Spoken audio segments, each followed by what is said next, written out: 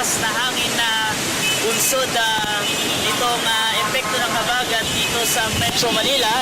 At silipin na natin ang sitwasyon ng trapiko dito sa ating kinalalagyan sa kanto ng EDSA at Quezon Avenue. Ngayon naman ay tungin na natin, nakikita naman natin na malaking epekto rin yung pagsususpindi ng klase dahil hindi naman gaano kabigat yung sitwasyon ng traffic dito sa panulukang ito ng EDSA at Quezon Avenue. Silipin na natin yung sitwasyon, nakita naman natin yung mga papunta ng Maynila hanggang sa kasalukuyan ay wala pa namang magiging problema at tuloy-tuloy pa naman yung sitwasyon ng trapiko. At ayon nga dito sa Central Enforcement Division 1 or District 1 ng MMDA, may bahagyang pagbahala na naranasan dito sa may biak na bato sa may Quezon Avenue. At gutter deep lang naman ito at hindi pa naman gaano nakaka-apekto sa sitwasyon ng traffic at wala pa namang naiuulat na malaking pagbaha sa iba pang parte ng Metro Manila. Okay, karugtong na rin ang ating traffic update. Siyempre, banggitin na rin natin yung mga lugar na walang pasok. Ito na po, makinig na po sa mga magulang natin dyan at sa mga estudyante nag-aabang. All levels, wala na pong pasok sa lungsod ng Parañaque. Siyempre, all levels na rin sa lalawigan ng Bataan, sa bayan ng Subic sa Zambales, Olongapo, dyan pa rin po sa may Zambales, Cainta Rizal, Antipolo Rizal, all levels po yan Wala pong pasok mula preschool hanggang high school sa Obando, Bulacan, San Mateo Rizal at wala na yung pasok all levels dyan sa lalawigan ng Cavite. Preschool to high school naman, wala pasok sa lungsod ng San Juan, Makati City, Manila, Pasay, Marikina.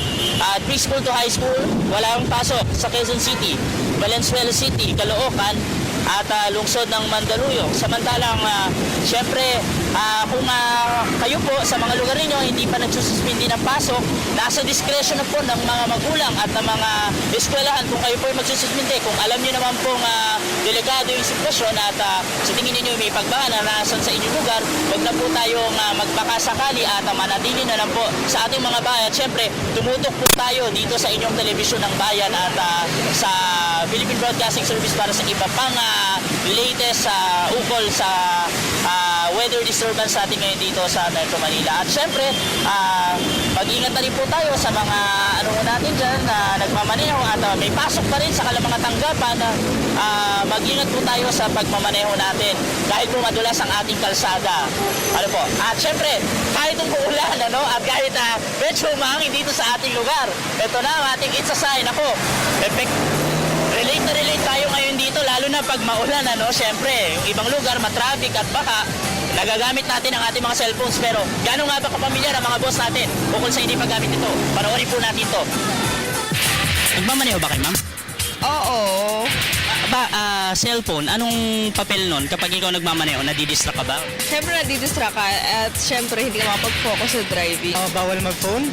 Bawal mag-phone? Bakit? Kasi nagda-drive habang nagda-drive. Nagda-drive ka ba? Hindi. Bakit kailangan natin kapag nagda-drive tayo, hindi tayo nagsiselfone? Baka syempre mawala yung focus natin sa pagda-drive, di ba? Bawal cellphone. Nagmamaneho ka, kuya? Hindi. Bakit pinagbabawal ang cellphone pag nagmamaneho? Kasi mga aksidente. Parang pag-ibig ba yan? Oo, yung parang mawawala ka sa direction, ganun. Baka...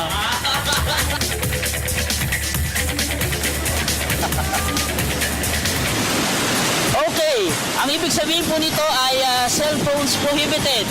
Bakit nga ba pinagbabawal ang cellphone pag tayo nagmamaneho sa kalsada? Una, distraction. Pangalawa, syempre, yung pag gumagamit tayo nito, hindi tayo nakapokus. Wala tayong focus and at the same time, nakakaabala din tayo sa mga kapwa pasahero natin. Halimbawa, nasa stoplight tayo, then suddenly gumagamit tayo ng cellphone, hindi na tayo nagiging aware kung naka-go or naka-stop na tayo. So, syempre, malaking bagay din to, lalo na sa mga expressway. Pinagbabawal po ang paggamit ng cellphone dahil yun nga, nakakahati ito ng atensyon natin sa kalsada. Cellphone prohibited po ang ibig sabihin ng ating traffic sign for today. At syempre, ayan muna ang ating traffic update ngayong maulan na Biyernes. Happy weekend sa ating lahat. At ang ating insasay, abangan nyo po ulit sa Lunes. Ako ulit si Andrew Magnay at magbabalik pa ang Good Morning Boss.